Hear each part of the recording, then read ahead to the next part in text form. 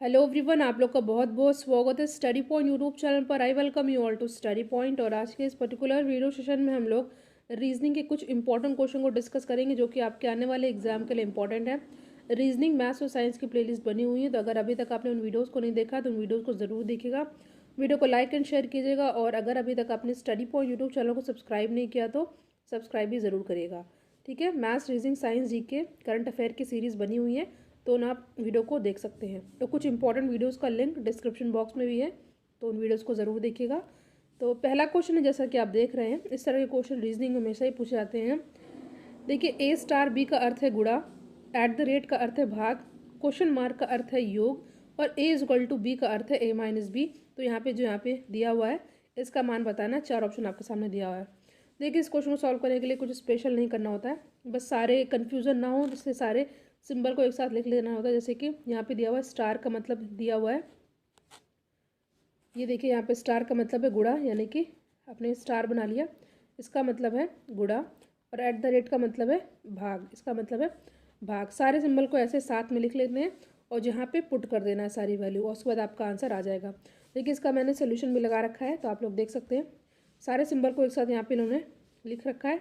उसके बाद जो इक्वेशन दिया हुआ था अकॉर्डिंग टू क्वेश्चन, यहाँ पे सभी वैल्यूज़ को पुट कर देना है और आपको इसमें आंसर आ जाएगा। देखिए, इसमें ज़्यादा स्पेशल नहीं करना था, इसलिए क्वेश्चन को मैंने ज़्यादा टाइम नहीं दिया।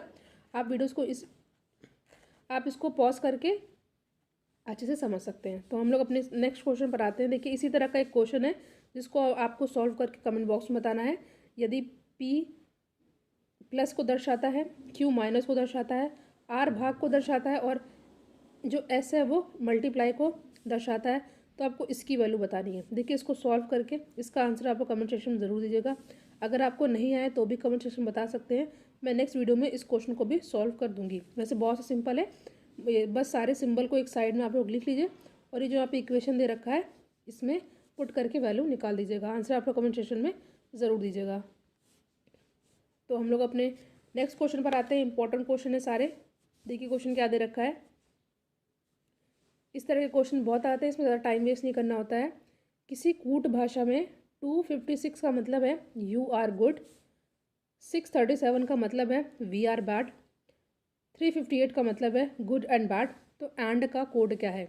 चार ऑप्शन आपके सामने यहाँ पर दिया हुआ है। बहुत सिंपल सा क्वेश्चन है। देखिए, इस तरह के क्वेश्चन को सॉल्व करने के लिए क्या करते हैं, ताकि आपको कन्फ्यूज़न ना हो और टाइम वेस्ट ना हो, तो क्या करना होता है, सबसे पहले आपको पूछ क्या रहा है, गुड एंड बैड जो दिया हुआ इसमें एंड का कोड क्या होगा। ठीक है, तो सॉल्व करने के लिए हम लोग देख लेते हैं। इसी को देखेंगे जो यहाँ पे दिया हुआ है, इसमें दिया हुआ है गुड एंड बैड, और यहाँ पे क्या दे रखा है ऊपर, देखिए गुड, यू आर गुड। तो यानी कि आपने देखा यहाँ पे ये गुड है, इसको मान लीजिए आप लोग ट्रायंगल मान लेते हैं। ठीक है, ये जो यहाँ पे भी गुड दिया हुआ, यहाँ पे भी गुड दे रखा है, तो यानी कि ये है आपका ट्रायंगल। इसको लेट कर लीजिए। ठीक है, ट्रायंगल लेट किया मतलब इस वाले में और इस वाले में गुड गुड दोनों है, तो यानी कि इसमें से एक ऐसा नंबर होगा जो कि कॉमन होगा। यहाँ पे दिया हुआ है 637, और यहाँ पे दिया हुआ 358, यानी कि अगर आप सही से देखें तो गुड सेम है दोनों में। तो यहाँ पे कौन सा नंबर ऐसा जो कि सेम है, तो यहाँ पे आप देख रहे हैं कौन सा नंबर सेम है। इस वाले में नहीं, ये वाले में देखना है आपको। ठीक है, ये नहीं है, ये वाला इसका है। देखिए, यहाँ पे 5 और 5 सेम है, यानी कि 5 किसका हो जाएगा, गुड का। इधर का नहीं है, इसका इसका तो ये वाला है वी आर बैड, तो इसको अभी हमें नहीं देखना है। तो 5 हो गया गुड का। ठीक है, सिंपल सा है। फिर से देख लेते हैं, यहाँ पे गुड, यहाँ पे गुड सेम है, तो यानी कि इस नंबर और इस नंबर में ऐसा कौन सा है जो सेम है, तो 5 आपका सेम है। ठीक है, तो 5 हो जाएगा गुड का। ठीक है, 5 क्या हो गया, गुड का हो गया। अब दे रखा है बैड, तो बैड किस में है, बैड किस में है, ये वी आर बैड, यानी कि 367 में वी आर बैड है, और गुड एंड बैड तो यहाँ पे 358 था। 5 का तो गुड हो गया। तो अब देखना है कि इसमें कौन सा नंबर जो सेम आता है। ठीक है, कौन सा नंबर सेम आता है, तो आप देख रहे हैं यहाँ पे बैड को आप रेक्टेंगल मान लीजिए, यहाँ पे बैड को रेक्टेंगल मान लीजिए। तो 637 और 358 ऐसा कौन सा सेम है, तो देखिए 3, यहाँ पे 3 और यहाँ पे 3 सेम है, तो 3 किसका हो जाएगा, 3 हो जाएगा किसका, बैड का। ठीक है, अब लास्ट क्या बचा, हमें एंड का पता करना है। ठीक है, तो एंड क्या हो जाएगा, 3 का तो आपका दिख गया, 3 है बैट का, 5 है गुड का, तो बचा क्या 8, तो 8 हो जाएगा किसका, एंड का। तो यहाँ पे ए हो जाएगा हमारा करेक्ट आंसर। आई होप ये क्वेश्चन भी आपको अच्छे समझ में आ गया होगा, बहुत सिंपल था। बस इसमें कंपेयर करके जो सेम होता है उसको अलग कर लेते हैं, बचा हुआ आपका आंसर हो जाता है। नेक्स्ट क्वेश्चन पे हम लोग आते हैं, इंपॉर्टेंट क्वेश्चन है ये भी। क्वेश्चन है, यदि रीज़न को 5 के रूप में और बिलीव्ड को 7 के रूप में कोड किया जाए तो बताएं कि गवर्नमेंट का कोड क्या होगा। क्वेश्चन फिर से पढ़िए ध्यान से, सिंपल है, बहुत ही सिंपल है। यदि रीज़न को 5 के रूप में और बिलीव्ड को 7 के रूप में दिया जाए, कोड किया जाए, तो गवर्नमेंट का कोड क्या होगा। देखिए सबसे पहले आप देख रहे हैं यहाँ पे रीज़न दे रखा है, इसमें कितने अल्फ़ाबेट हैं, 1 2 3 4 5 6। फिर से देखिए 1 2 3 4 5 6, बट यहाँ पे दिया हुआ है 5, यानी कि 6 माइनस 1 बराबर 5।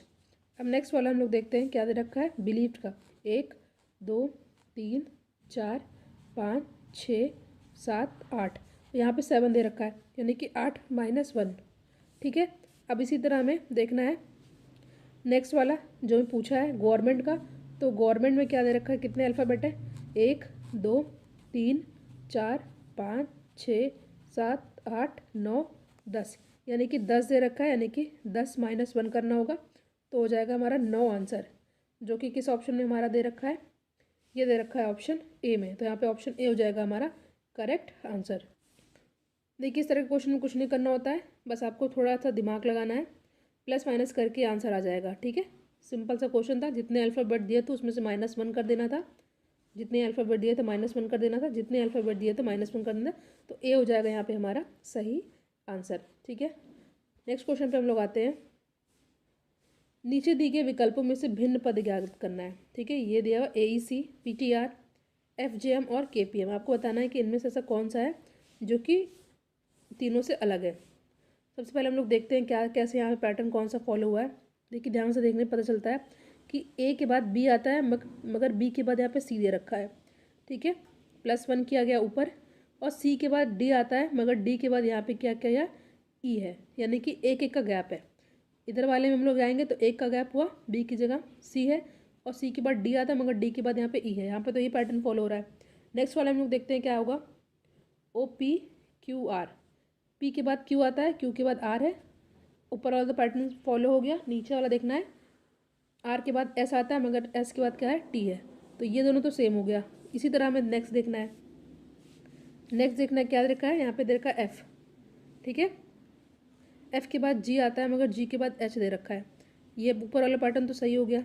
अब एच के बाद आई आता है, आई के बगैर मगर यहाँ पे जे दे रखा है, ये भी एक का गैप हो रहा है, यहाँ पे भी सही है, तो ये तीनों तो सेम हो गए। तो बचा अपने आप से ही डी वाला हमारा आंसर सही हो जाएगा। चाहे तो हम लोग उसको चेक कर सकते हैं, कैसे, देखिए ABCDEFGHIJKLM, देखिए ऊपर वाला तो सही जा रहा है, मगर क्या हमारा यहाँ के बाद सही जा रहा है कि नहीं। एम के बाद एन आता है, एन के बाद ओ आता है, यहाँ पे ओ होना चाहिए था, मगर यहाँ पे पी है, तो यहाँ पे जो डी वाला है वो हमारा भिन्न है। ठीक है, आई होप ये क्वेश्चन भी आपको समझ में आ गया होगा, ऑप्शन डी हो जाएगा यहाँ पे हमारा सही आंसर। कुछ नहीं करना है, ऊपर वाले में +1 किया गया है, इसी के साथ भी +1 किया गया है, इसमें भी सेम किया गया है +1, यहाँ पे भी +1, यहाँ पे +1, फिर यहाँ पे +1, मगर यहाँ पे +1 है, मगर यहाँ पे +1 नहीं है, इसलिए डी वाला जो है अलग है। तो आई होप ये क्वेश्चन भी आपको बहुत अच्छे से समझ में आ गया होगा। नेक्स्ट क्वेश्चन पर आते हैं। क्वेश्चन है, नीचे दी गई श्रृंखला में अगला संख्या क्या होगा, 5 10 7 या 8। सिंपल सा क्वेश्चन, देखिए पैटर्न का क्वेश्चन है, सीरीज का क्वेश्चन है, तो सीरीज का क्वेश्चन में ज़्यादा प्रैक्टिस करनी होती है, और प्रैक्टिस से हमें सारे क्वेश्चन सॉल्व हो जाते हैं। तो क्या दे रखा है आपका, कैसे सॉल्व करना होगा, यहाँ पे दे रखा है 2 7 9 3 8 11 4 9 13। कौन सा पैटर्न फॉलो होगा, देखिए यहाँ पे 2 के बाद क्या आ रहा है, 2 के बाद आ रहा है यहाँ पे क्या, वेट,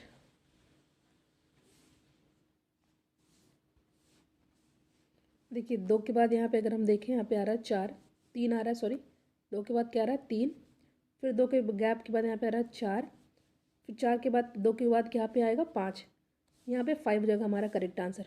और भी हम लोग चेक कर सकते हैं अगर हमें पूछा हो।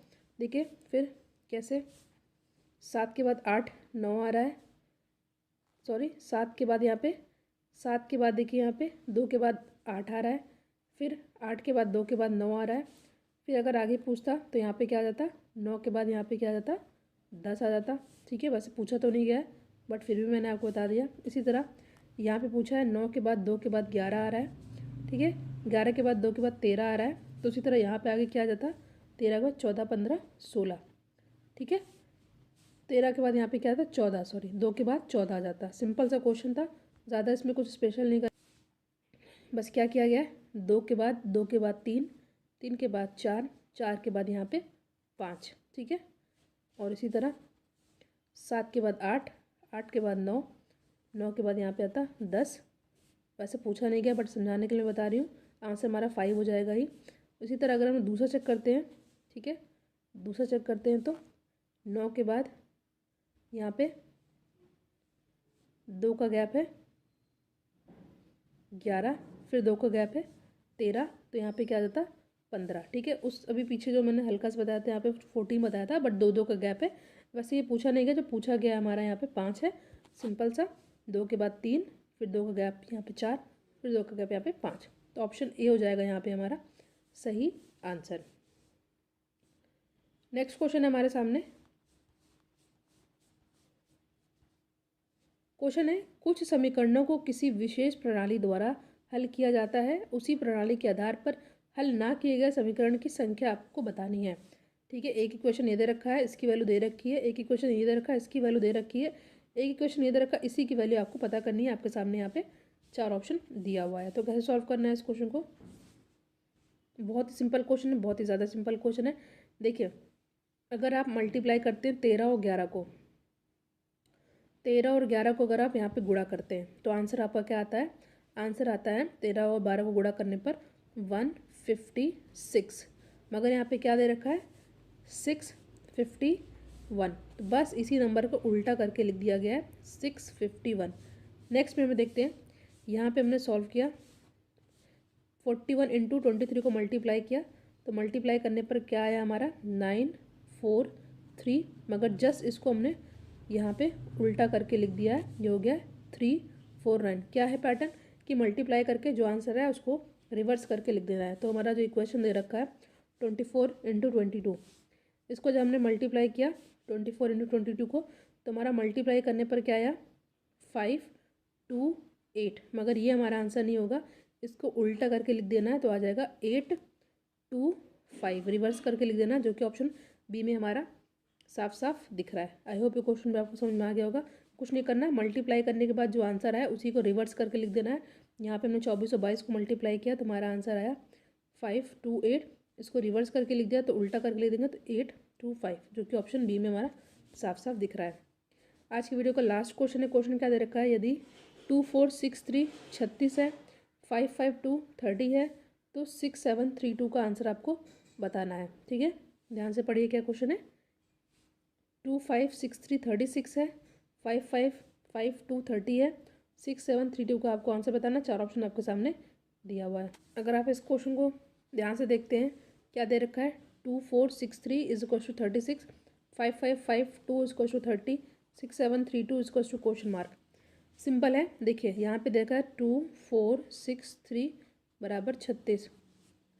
अगर आप हल्का सा ध्यान देंगे, अगर हमने 2 को प्लस 4 को प्लस 6 को प्लस किया और बाकी का जो लास्ट नंबर दे रखा है इसको फिर मल्टीप्लाई कर दिया, 2 4 6, 6 6 12, 12 3 36, ये हो गया। इसी तरह 5 प्लस 5 प्लस 5 15, 15 गुणे 2 लास्ट मल्टीप्लाई 30 आ गया। सिंपल है, क्या करना है, मैंने 2 को 4 से प्लस किया, फिर जो आया 6 से प्लस किया तो हमारा 12 आया, फिर लास्ट वाले को मल्टीप्लाई कर देना है। ठीक है, 36, ठीक है 36 आएगा। इसी तरह 5 5 5 को प्लस किया 15, लास्ट वाले 2 से मल्टीप्लाई कर देना 30 आया। इसी तरह यहाँ पे दे रखा है 6732, यानी कि 6 प्लस 7 प्लस 3, उसके बाद लास्ट वाले से मल्टीप्लाई 6, देखिए 7 और 3 10 होता है। ठीक है, 10 और 6 16 होता है, 16 को 2 से मल्टीप्लाई किया 32 होता है, 16 इंटू 2, 32 यहाँ पे आया। ठीक है, जो कि हमारा ऑप्शन ए में साफ साफ दिख रहा है। यहाँ प्लस करके 2 से मल्टीप्लाई कर देना है। तो यहाँ पे 16 दूनी 32 इज़ आवर करेक्ट आंसर। तो ऑप्शन ए हो जाएगा यहाँ पे हमारा सही आंसर। तो यहाँ पे हमने कुछ इंपॉर्टेंट रीजनिंग के क्वेश्चन को डिस्कस किया जो कि आपके आने वाले एग्जाम के लिए इंपॉर्टेंट है। जो क्वेश्चन मैंने आपसे पूछा था उसका आंसर आप कमेंट सेक्शन में ज़रूर दीजिएगा। सेकंड क्वेश्चन आपसे मैंने पूछा था। Thank you so much for watching. Thank you.